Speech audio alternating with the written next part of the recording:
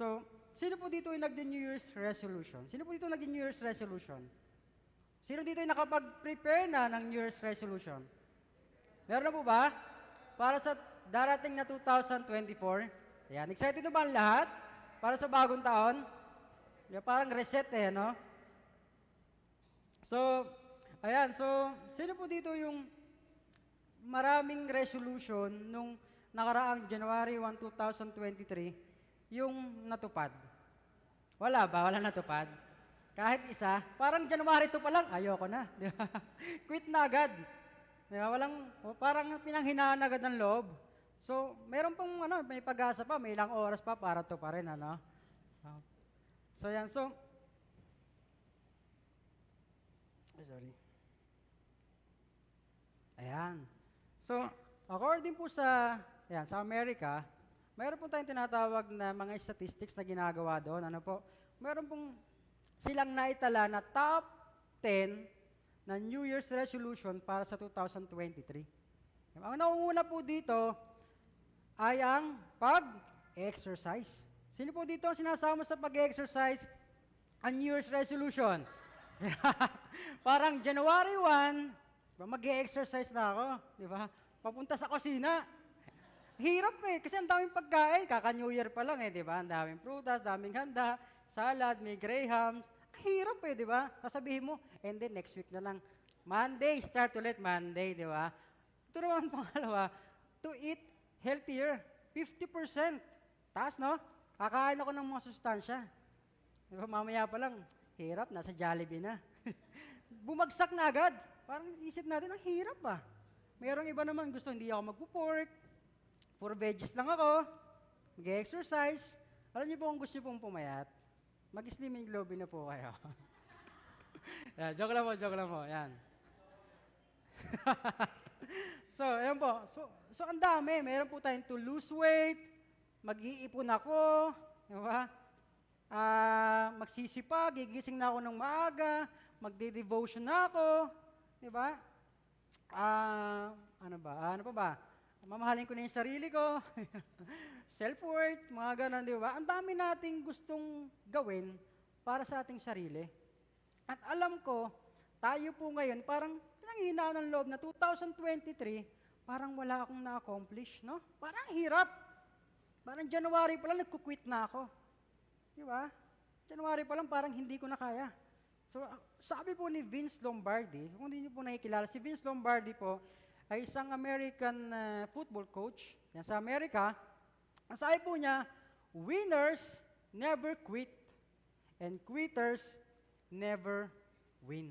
Alam niyo po, minsan mga gantong quotes, naalala ko po nung ako po ay high school or college, ang sarap po mag-save ng mga quotes. Wala po naman pong gano'ng cellphone dati, no? Pag nakakita ka ng magandang quotes, agad si GM. Si GM ka agad, winners never quit and quitters never win. Micah, number 23. May mga ganun pa, di ba? Para malaman mo sa'yo galing. Di ba? Hindi mo nga sinasama si Vince Lombardi, inaangkin mong sa'yo. Di ba? So sabi po dito, winners never quit. Di ba? Napakasimple lang, no? Hindi ka naman niya pala mananalo. Di ba? Tama pala, kung aayaw ka ngayon, hindi ka magtatagumpay. Tama ba yun? Di ba? Lahat tayo mayroong resolution. Kung aayaw ka na agad sa January 2, sasabi ko sa'yo, hindi ka magtatagumpay. Magiging habit mo na yan hanggang December. Darating ngayong December 31 ulit, sasabihin mo, parang walang nangyari sa 2023 ko. Ang bilis. Kakalusis ko lang, di ba? Maglulusis na naman ako. Ang bilis, di ba? So, yan po, sa ating pag-uusapan po natin ngayon, sino po ba yung isang tao sa Biblia na never nating nakitaan ng pagsuko? Di ba? May mga idea na po ba kayo? Kung sino po itong taong ito? Ayan, kung mayroon po kayong dalang Bible, ayan po, mayroon dalang Bible, hard copy, soft copy, ayan, meron niyo pong buksan sa 2 Timothy 4, chapter 4 po, ayan. 2 Timothy chapter 4, ayan. So, konting trivia lang po. Alam niyo po ba ng Biblia, Kuya Kim, no? Alam niyo po ba yung Biblia ay hanggang ngayon ay number 1 best-selling book pa rin sa buong mundo? Number 1. Partida, hindi pa tayo nabili, Number 1 pa rin. Di ba? paano na lang pag bumili kayo? Di ba? Baka super number one, di ba? Number one pa rin, nananatili pa rin na pinakamabentang libro sa buong mundo. Ayan. So, kung meron po kayong Biblia, 2 Timothy, ayan. 4 po, verse 7. Ang pag-uusapan po natin ngayon is about faithful endurance. Ayan. Faithful endurance.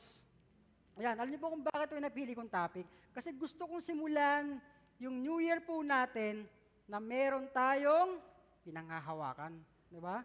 Meron tayong bala, meron tayong, alam mo yun, kalakasan para mapagtagumpayan ulit natin yung darating na 2024. Ayan, hindi natin alam kung ano mangyayari, di ba? Pandemic, di natin alam, na-surprise tayo. Di ba? Umabot ng 2 years, di natin alam. Di ba? So, kahit anong prutas pambilog ang ilagay nyo, di ba? Magsuot kayo ng polka dots. Amen. Kung hindi natin tutulungan nating sarili, wala pong mangyayari.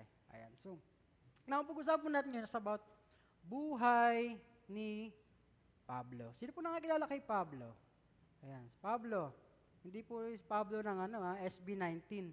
Si apostle po ng ating, isa sa apostle ng ating Panginoon. So, 2 Timothy 4 verse 7, I have fought the good fight, I have finished the race, and I have kept the faith. So tayo po ay manalangin, Ama namin Diyos, sa mga pangyarihan sa lahat, kami po ay lumalapit sa iyo, Panginoon, at humihingi ng karunungan, kalaman, at pangunawa, Panginoon, sa lahat ng iyong mga salita, O Diyos.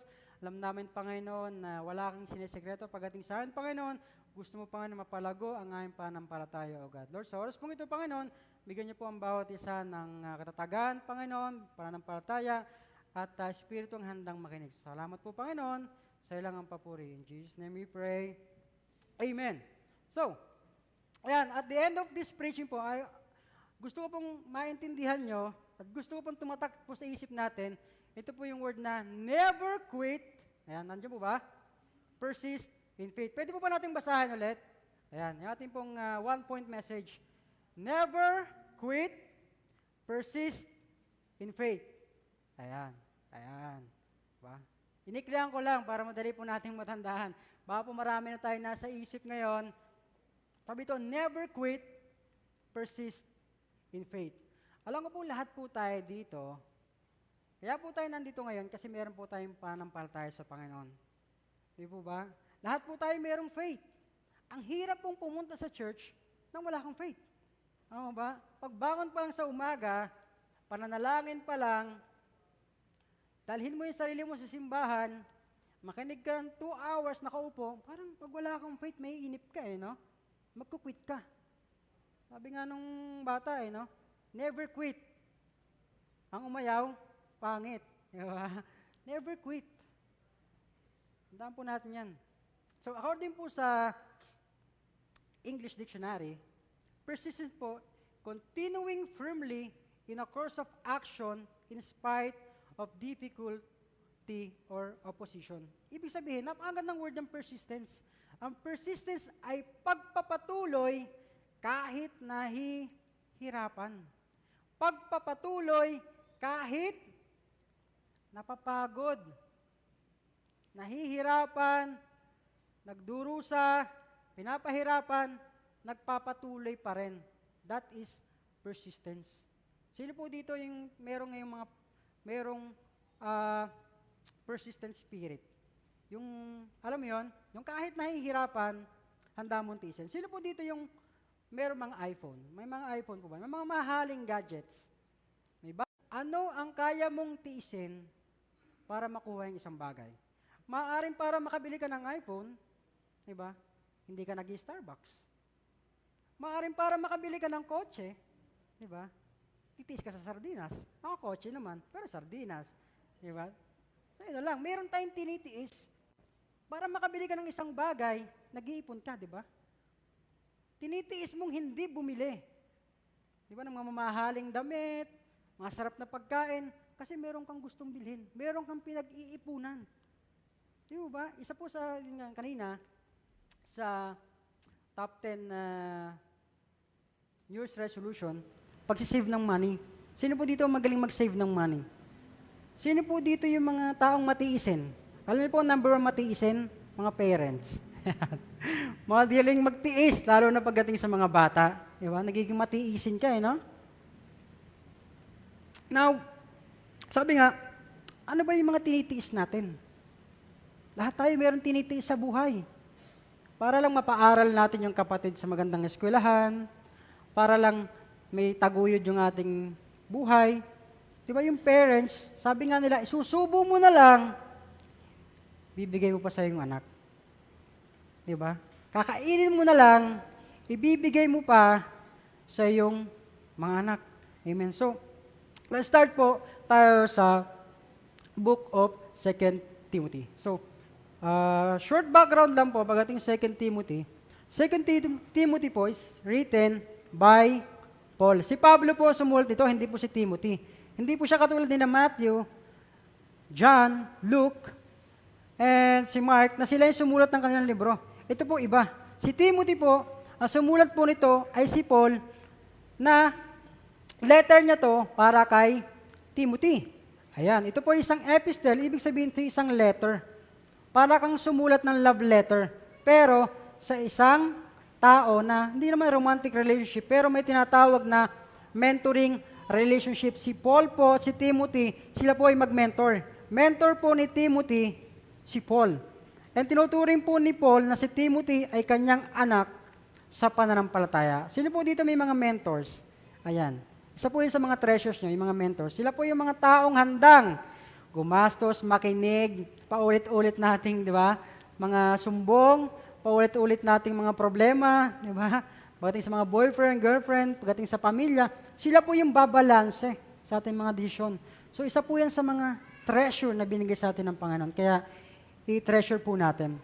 Now, sa book of 2 Timothy, ito po yung sinulat ni Paul sa loob ng kulungan. Sino po yung nakulong na? Huwag na pong itaas ang kamay, baka po matakot yung mga ano.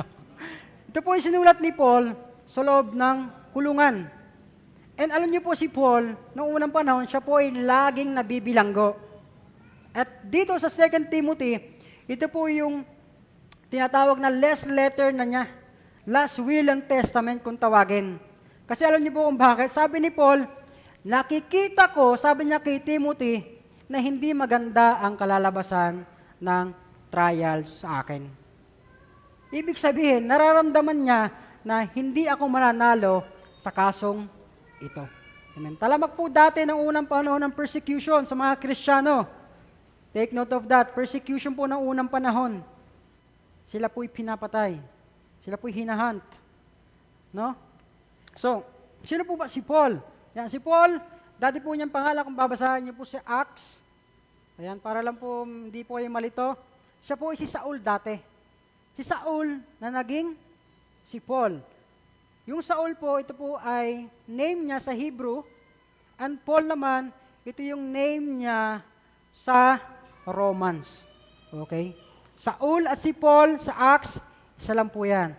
Para po hindi kayo malito. Parang baka malito kayo. Sino si Saul, sino si Paul, isa lang po yon. Kung papasin niyo po sa Bible, mostly pinapalitan ni Lord yung mga pangalan. Abram, naging Abraham, di ba? Simon, naging Peter. Dito naman, hindi pinalitan ni Lord yung pangalan niya. Kasi pangalan niya naman talaga yon. Pero binago niya yung buhay ni Paul. So, sino po ba si Paul? Ayan. Sino si Paul? Siya po ay isang religious zeal. Brutal violence and relentless persecution of the earthly church. Sino po dito nakapagbasa na ng Acts? Gawa. Sinulat po ni Luke. Sino po nakapagbasa na? Sino pong may idea sa buhay ni Paul? Ang buhay po ni Paul, yung kanya pong mga past, ito po hindi naging maganda. Hindi po katulad natin na parang nagkakasala tayo, daily, nagsinungaling, nasabing hindi magandang words. Si Paul iba. Si Paul ay Christian killer. Umapatay siya ng mga Kristiyano. Acts 8 verse 3. Sabi ito, Saul was ravaging the church and entering house after house. He dragged off men and women and committed them to prison. Imagine, ganto. Sa gantong pagtitipo natin, kunwari nasa labas si Paul. Si Paul, papasok siya dito, isa-isa niya tayong kakalad ka rin. Lalaki, babae, bata o matanda, kakaladkar niya yan pag nalaman niya na ikaw ay isang Kristiyano na nananampalataya kay Kristo. Ganun ang gagawin niya. Sabi niya dito sa Acts 8 verse 3, isa-isa niyang pinapasok yung mga bahay-bahay. Imagine, ang hirap nun. Nasa bahay ka, tutulog ka, o nagpipray ka, pag nalaman ni Paul na isa kang Kristiyano, papasukin ka niya. Lalaki man o babae, wala siyang sasantuhin. Kapag nalaman niyang isa kang Kristiyano, kaladkad ka. Kakalad ka rin ka, wala kang magagawa. Dahil si Saul ay meron siyang authority na gawin yon. Minsan niya lumalapit pa siya sa mga saserdote para humingi ng letter, warrant of arrest. Lahat to, aarestuhin ko kasi mga Kristiyano. Amen. Ganun ang buhay ni Paul dati. Sino po yung ganun dati? Mga nagpe-persecute sa Christians, na naging Kristiyano, sino po yung ganun? Dating ayaw kay Christ, dating ayaw mag-church, pero ngayon siya na yung masipag. Diba, naalala ko po nung dati, hindi naman po kami Christian nung pinanganak, born again Christian, kami po ay Roman Catholic dati. So wala po kaming bahid ng pagiging Christian, diba? So until yung kuya ko nakakilala sa Panginoon, shinare sa akin, tapos, bago namin nawin yung aming mga parents, hindi naging madali. Amen. Dumating sa point na pinapalayas kami sa bahay, sabi niya, doon na lang kayo sa Lord nyo, huwag na kayong umuwi. Diba? Ganon. Sino dito yung naka-experience ng gano'n, mga kabataan? Huwag na kayo umuwi, dyan na kayo. Kala ko ba magaling ang Lord nyo? Bakit ganyan ang buhay nyo? May mga ganong katanungan, di ba? Coming from the parents. Masakit yun, actually. Diba? Pero ngayon, diba? Glory to God, lahat po kami ay sabay-sabay nang at iisa ng pinapaniwalaan. Amen. So, ganun po yung nangyari, no? Now, nagbago po ang buhay ni Paul, na-encounter niya si Jesus papuntang Damascus. Acts 9, 3-5. Hindi ko na po ito pagtatagalan. Acts 9, doon niyo po makikita, 3-5. Amen. Pupunta siyang Damascus, no? Bakit siya pupuntang Damascus? Hahantingin na naman niya yung mga Kristiyano. Sino po dito yung gustong hinahunting? Di ba? Malupit si Paul. Mas malapit pa sa Tokhang, no? Di ba? Huwag tularan. Di ba? Droga ako. Totokhang ka niya. Ganong, di ba? Nakakatakot. Ang gagawin mo, susuko ka na lang kaysa mamatay.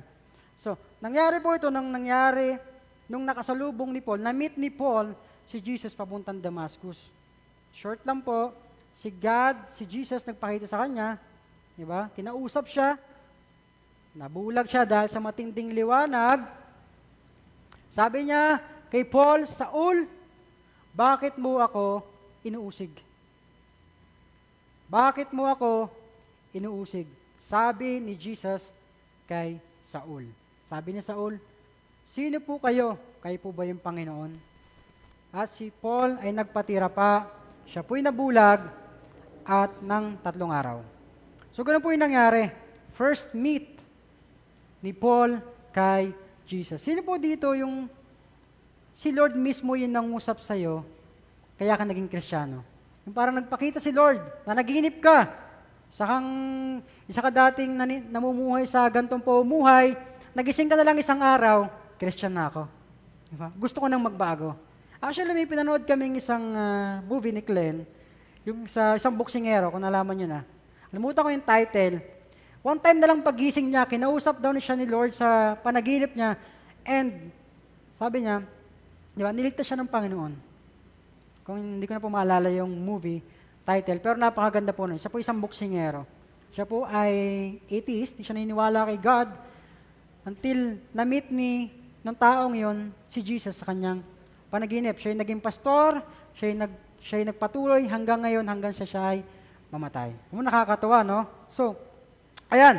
So, puntahan na po natin yung ating verse. Ayan, medyo lumakas. Puntahan na po natin yung ating verse, 2 Timothy 4, verses 1 hanggang 6. So, balikan lang po natin yung verse 1 para po maunawaan natin kung ano ba yung sinasabi ni Paul sa verse 7. Doon po tayo bababad sa 2 Timothy 4, verse 7. For verse 1, sabi dito, I charge you, sabi ni Paul kay Timothy, in the presence of God and of Christ Jesus, who is to judge the living and the dead, and by and by His appearing and His kingdom. Verse 2, preach the word, be ready in season and out of season, reprove, rebuke, and exhort with complete patience and teaching. So para po muna tayo dito, no?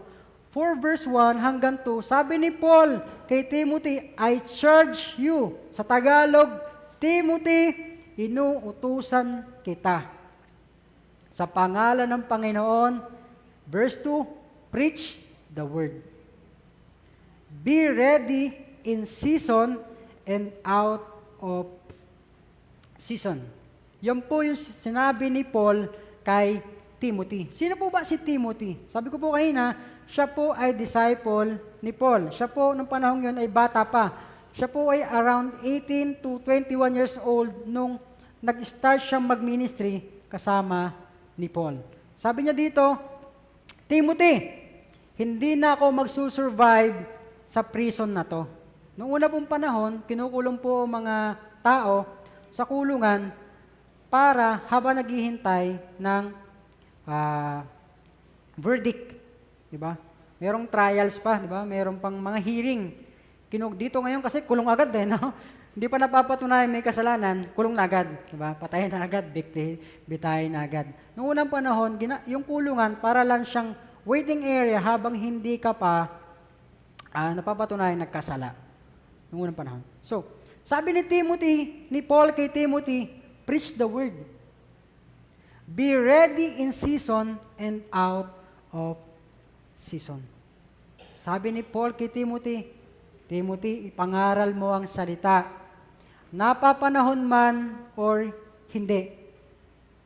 Sino po dito ang, wag na lang po natin tanungin, medyo controversial. Alam ko po lahat po tayo nakakaranas ng nahihirapan sa pagiging Kristiyano. Tama ba? Minsan meron tayong season na gusto ko mag-church, hype na hype ako, on fire. May season naman na parang taglamig. Di ba? Parang pag hinawakan ka, ang lamig. Sa isang Kristiyanong parang walang init, parang patay. Parang patay yung pananampalataya natin. Parang pupunta tayo sa church, pag uwi natin, pupunta kang malungkot, uuwi ka pa rin malungkot. Parang walang nangyari. Merong season na parang, alam mo yun, parang bangkay. Meron namang time na parang sobrang on fire mo. Lord, para sa iyo to, bibigay ko sa iyo to lahat. Sabi nga sa kanta kanina, kung meron akong 1,000 buhay, lahat yon aking ibibigay. Sino pong merong ganon? Merong ganong devotion pagdating sa Lord. Actually, mahirap po yun. Isang buhay pa lang natin, di natin maibigay sa Panginoon. On-off pa nga tayo, no? Para kay Lord, minsan hindi kay Lord. Minsan kay Lord, minsan hindi. Mayroong month na para kay Lord, January, pagdating ng ganito, nalungkot, ayaw ko na, babalik na lang ulit ako pag gusto ko. Di ba? Kanina, mabigat yung kanta. Kung meron akong 1,000 buhay, lahat yon aking ibibigay. Lahat yon aking iaalay. Now, sabi dito ni Paul, preach the word, season, and even not in season. Si Paul po, siya po ay tinatawag na champion pagdating sa pag-share ng salita ng Panginoon. Naniniwala po ba kayo na si Paul ay tinatawag na champion pagdating sa pag-share ng salita ng Panginoon? Bakit? Kung saan man siya mapunta, hindi niya hahayaang hindi niya mai-share ang salita ng Panginoon. Kahit nasa kulungan siya, i-share niya yan sa mga guard na nagpabantay sa kanya. Kahit siya ay nasa judge niya, kahit sa hari, shinare niya yung salita ng Panginoon. Kahit saan siya mapunta. Si Paul po, nung unang panahon, siya travel ng travel. Pupunta siya sa Damascus, pupunta sa Jerusalem. Siya po, kung inyo pong papansinin sa map, yung Roman Empire po, ito po ay yung bansa na nandun ng Israel, nandun yung Turkey, nandun yung Greece, nandun yung Rome. Ito po sa Italy, doon po ito sa Europe. Yung mga binabanggit pong mga lugar doon sa journey ni Paul, ito po yung sa modern day po, ito po yung Greece, Turkey, Israel. Yan po yung madalas niyang pinupuntahan. Yung tatlong yan. Pabalik-balik lang po siya doon. Kaya po nagkaroon ng church sa Macedonia, nagkaroon ng church sa Corinthians, nagkaroon ng church sa Thessalonians. Yan po ay bansa sa Greece. Yan po yung mga tinayo niya. Kaya po, lahat po ng kanyang book sa Bible, puro letters. Kasi lagi po siyang nasa malayong lugar. Susulatan niya yung mga taga-Corinthians, susulatan niya yung mga taga-Ephesians, susulatan niya yung mga taga-Macedonians, susulatan niya lahat yun. Kaya po meron tayong record ng lahat ng letter na meron si Paul. Now, verse 3, sabi ni Paul, "For the time is coming when people will not endure sound teaching, but having itching ears, they will accumulate for themselves teachers to suit their own passions." Verse 4, "And will turn away from listening to the truth and wander off into myths." Sa Tagalog po, sabi dito, i-preach mo ang salita ng Panginoon kasi darating ang panahon na yung mga tao ay hindi na makikinig sa mabuting balita ng Panginoon. Darating ang panahon na yung mga tao mamimili na lang ng gusto nilang pakinggan. Nangyayari po ba ito ngayon? Na pag hindi nila gusto yung tinuturo sa simbahan, aalis na lang ako. Pag ang simbahan parang ayoko ng ganyan, tinutuwid ako, aalis na lang ako. Ayoko niyan. Pipili ako ng simbahan na gusto ko. Nang hindi ako mahihirapan. Convenient, di ba? Madaling puntahan, walang hirap, di ba? Mabait yung mga leaders, may mga ganun no? So, sabi dito, i-preach mo yan. Kasi darating ang panahong hindi na sila makikinig sa'yo. Habang nakikinig pa sila sa'yo, i-preach mo yan. I-share mo yung gospel. Sino po dito yung nakarinig na ng word na habang bata pa, habang nagpapakarga pa, kargahin mo na. Habang ang bata gusto pang makipaglaro sa'yo, yakapin mo na. Kasi darating ang panahon, hindi na siya magpapayakap sa'yo. Darating ang panahon, hindi na siya magpapakarga sa'yo, sasabihin sa'yo, "Pa, yung mga tao nakakahiya naman." Ganon din yung sinasabi ni Paul. Darating ang panahon na hindi na sila makikinig sa wastong aral. Ayaw na nila nang kinokorek sila, ayaw na nila nang sinesermonan sila, ayaw na nila nang itinutuwid mo sila. Darating ang panahon, even now, nangyayari ngayon sa mga churches, kaya maraming mga Kristyano, palipat-lipat ng church kasi ayoko sa pastor na yan, ang pangit magturo. Ayoko sa leader na yan, nakaaway ko, pangit na ugali. Merong ganon. So verse 5, "As for you, Timothy, always be sober-minded, endure suffering, do the work of an evangelist, and fulfill your ministry." Verse 6, "For I am already being poured out as a drink offering, and the time of my departure has come." Diba?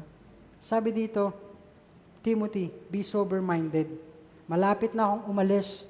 Endure suffering." Now, ano po ba ang tinatopic dito ni Paul? 2 Timothy 4 verse 7, "I have fought the good fight. I have finished the race, and I have kept the faith." Ngayon, ito po yung conclusion ni Paul pagkasabi niya ng verse 1 hanggang verse 6. Sabi niya, "Timothy, ako lumaban ako. I have fought the good fight. I have finished the race, and I have kept the faith." Sabi nito, alam niyo po yung pananampalataya, yan po yung madaling i-snatch ng mga kaaway. Yung, naranasan niyo po ba yung faith niyo parang bigla kang nawalan ng gana pagsiserve sa Panginoon? Feeling mo parang pag nagka-problema ka, parang hopeless ka na. Hindi binigay sa iyo yung pinapanalangin mo, hopeless ka na. Dumating sa pagkakataon na nagtatanong ka na kay God, "Lord, bakit ganun? Bakit ako nahihirapan yan?" Kaya sinasabi ni Paul dito, "Timothy, ako, diba? Lumaban ako, nanampalataya ako." Ngayon, balikan po natin dito yung mga suffering na pinagdaanan ni Paul. Sabi ko po kanina, si Paul po ay mahilig po siya mag-travel. So ngayon, sa paglilingkod niya po sa Panginoon, ito po yung mga listahan, ito po ilan lamang sa mga listahan ng kanyang naranasan during his ministry sa Lord. Sabi po dito, "Whip with 39 lashes." Siya po nilatigo 5 beses Sino po dito yung nalatigo na dahil sa pag-share ng gospel sa Panginoon? Wala pa, di ba? Siya po ay beaten with rods, pinalo ng mga tubo or kahoy, 3 magkakaibang beses. Siya po ay binato, stone, 1 beses. Siya po ay nalubugan ng barko, 3 times. Siya po ay nagpalutang-lutang sa dagat, adrift at sea, 1 night and 1 day. Di ba? Danger from His people. Pinagtataangkaan pa siya ng mga taong malapit sa Kanya. Meron pa siyang sleepless nights, mga pagpupuyat. Hungry and thirsty. Madalas, sabi dito, hungry and thirsty. Madalas siyang nagugutom. Madalas siyang nauuhaw. At last, the pressure of anxiety for all the churches. Ito po ay daily. Now, kung papasilin niyo po yung suffering ni Paul na kanyang pinagdadaanan, ito po ba ay kaya nating pagdaanan? Yun nga pong latiguhin ka pa lang dahil naniniwala kay Kristo, parang aayaw mo na. Ang nakakalungkot po sa ating generation ngayon, minsan nga po masabihan lang ng, hindi nga lang mapansin sa church, di ba? Parang ayoko na mag-church, walang kumausap sa akin. Maaari naman na na-offend sa sinabi, ay ayoko na, mag-self-pity na lang ako, hindi na ako mag-church dyan. Na hindi naman namimin, pero hindi na open. Minsan po, tayo, nakakaranas tayo ng pagkakataon na tayo po'y na-offend sa kapwa natin kakristyano. Kahit kay pastor, kay ganto, kay elders, kay kuya, kay ate, na-offend tayo. Pero pansinin po natin yung suffering na pinagdaanan ni Paul dati. Walang-wala sa pinagdadaanan natin ngayon. Tama po ba?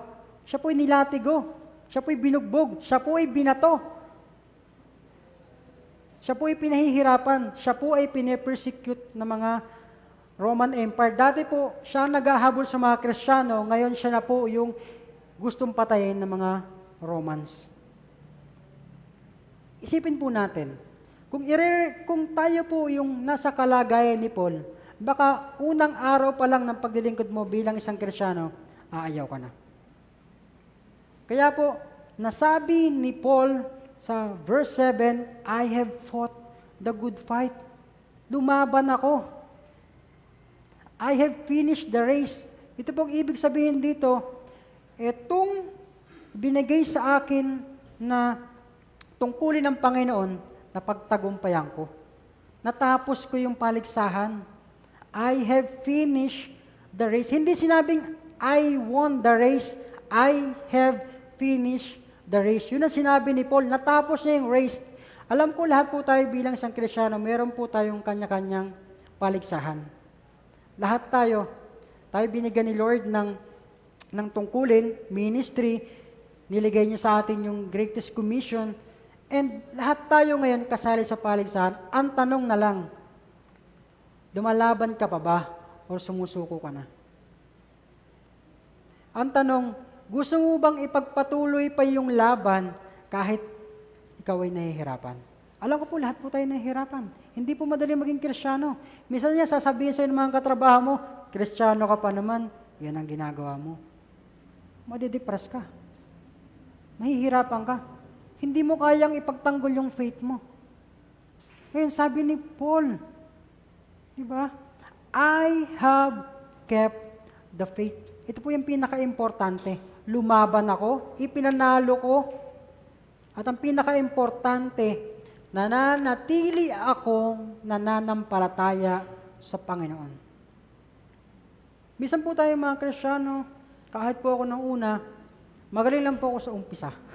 Diba? Ang sarap mag-umpisa. Lord, magsiserve ako. Naranasan ko yung dati, on fire, kahit saan mo ko dalhin, Lord, okay lang sa akin. Pero nung dumaan yung nahihirapan ako, naglalakad kami ng malayo, umaakit kami sa bundok, kasi sa probinsya po kami dati.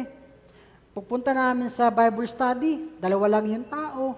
Minsan panghihinaan ka ng loob. Lord, kaya ko pa ba? Sino po dito yung mga ganong, merong mga ganong thoughts sa isip nila, na parang, Lord, parang walang nakikinig sa akin. Parang, Lord, yung mga anak ko, kahit anong pagsisimba ko, hindi ko madala sa simbahan. Lord, paano ko ipapanalo yung faith sa family namin kung sa akin palang hindi ko maipanalo? Paano ko sasabihin sa mga kapitbahay ko, na si Jesus kaya magbago ng buhay. Nitong mga anak ko, itong parents ko, itong kaibigan ko, hindi ko madala papunta sa'yo. Minsan po ang hirap, no? Ang titingnan ng mga taong pinagshare mo ng Biblia, pinagshare mo ng salita ng Panginoon, yung pamilya mo. Kaya po, we as Christians, umpisahan po natin sa family po natin. Huwag po tayong sumuko na hindi sila madala at hindi natin maipakilala si Jesus sa buhay nila. Huwag po tayong susuko. Lumaban pa rin tayo. Ipanalo pa rin natin yung race na binigay sa atin ng Panginoon. Yung tungkulin na binigay sa atin ng Panginoon, ipanalo pa rin natin. Kahit tingin mo na sa bandang huli ka pa, kahit feeling mo, malayo ka pa, pero tandaan mo, malayo na yung narating mo. Alam ko po, tayo, sino man kahit bata, matanda, meron tayong kanya-kanyang testimony. Paano natin na-meet si Jesus? Paano binago ni Jesus yung buhay natin? Paano pinagpala tayo ng Panginoon? Meron tayong kanya-kanyang testimony. Even Paul, na-meet niya lang one time si Jesus papuntang Damascus. And all throughout ng kanyang ministry, sinasabi niya, si Jesus ay Kristo. Siya ang nagbago ng buhay ko. Ngayon, ang tanong na lang, tayo bilang mga Kristiyano, may kanya-kanya tayong kwento. Kwento kung paano binago ng Diyos ang buhay mo. Ang tanong na lang, kaya mo bang i-share ang ginawang kabutihan ng Diyos sa buhay mo? Tayo po, meron po tayong kakayahang mag-share. Nakapag-marites nga po tayo eh. Yan po ba? Bakit hindi natin maimarites si Jesus sa buhay ng ibang tao? Sinasabi dito ni Paul, kahit anong mangyari, napapanahon man o hindi, share the word. Share the word kasi darating ang panahong hindi na sila makikinig sa'yo. Wala nang taong pupunta sa simbahan. Wala nang taong makikinig ng preaching. Wala nang taong pupunta sa Facebook online para manood ng service. Wala nang ganun. Maiinip na sila. Kaya hanggang ngayon, hanggat nakikinig pa sila, hanggat kaya mo pang mag-share, hanggat malakas ka pa, mag-share ka ng salita ng Panginoon. Actually, ito po ay mahirap. Kahit po sa amin, nararamdaman po natin na parang hirap mag-share ng salita ng Panginoon ngayon. Feeling mo, rejection agad ang darating sa'yo. Sasabihin agad, di naman totoo yan, Panginoon mo. Bakit hindi ka pinagpapala? Amen. Tingnan niyo po yung buhay ni Paul. Ang dami pong suffering na pinagdaanan niya. Gusto siyang patayin, gusto siyang hindi magtagumpay. Gusto niyang mag-quit sa race. Pero ito po sinasabi ko po sa atin, huwag po nating hayaang talunin tayo ng kaaway. Yung pong mga iniisip po natin, sabi dito, i-guard mo yung faith mo. Keep the faith. Yung faith mo, huwag mong hayaang manakaw sa'yo ng kaaway. Yung kalungkutan mo na broken-hearted ka, yung faith mo kay Jesus, dapat nananatili pa rin solid. Dapat hindi tayo bumibigay. Kaya nga po, araw-araw tayong dapat lumapit sa ating Panginoon. So as I end po, no, isa lang po ang masasabi ko sa atin, isang tanong, sino ka kapag nahihirapan ka na? Kristiyano ka pa rin ba? Kay Lord ka pa rin ba kapag nahihirapan ka na? Kapag hindi mo na alam yung nangyayari, sa tingin mo, yung faith mo, kay Lord pa rin ba? Kapag dumaranas ka ng problema, yung faith mo, kanino? Kay Lord pa rin ba? Sabi ni Paul, fight the good fight of faith. Yung faith, hindi yan basta natatanggap. Pinaghihirapan yan. Huwag mong hayaang makuha sa'yo. Huwag mong hayaang manakaw sa'yo. Christian suffering, dapat nagbibring palapit sa Panginoon. Alam niyo po, yung mga Christian suffering, yan po yung maglalapit sa atin sa Panginoon. Dapat habang naghihirap ka, like Paul, sa pagdilingkod sa Panginoon, dapat lalo kang lumalapit sa Panginoon. Kasi apart from the Lord, you can do nothing. Hindi mo kayang ipanalo yung paligsahan, hindi mo kayang ipaglaban ang faith mo without the Lord sa buhay mo. Kaya, keep the faith. Yakapin mo yan. Diba? Pagsigawan mo sa buong mundo na yung Jesus ay binago yung buhay ko. Amen. Luke 9, dito po ako mag-end sa verse na to. Luke 9 verse 23. If anyone would come after me, let him deny himself, take up his cross daily, and follow me. Tandaan po natin itong verse na to. It's very powerful. Luke 9 verse 23. Sabi ni Jesus, kung sino man ang gustong sumunod sa akin, kalimutan mo ang iyong sarili. Pasanin mo ang krus araw-araw at sumunod ka sa akin. Amen. Kaya po ba natin yon? Kaya po ba natin sabihin sa Panginoon, Lord, susunod ako kahit mahirap. Sabi nga kanina, never quit. Huwag kang susuko. Persist in faith. Wala kang ibang kayang gawin kundi ang manampalataya sa Panginoon. Wala kang ibang kayang gawin kundi ang lumapit sa Panginoon. Without Lord, without Jesus in your life, sabi ko sa iyo, yung buhay mo, mag-i-stop na lang dyan.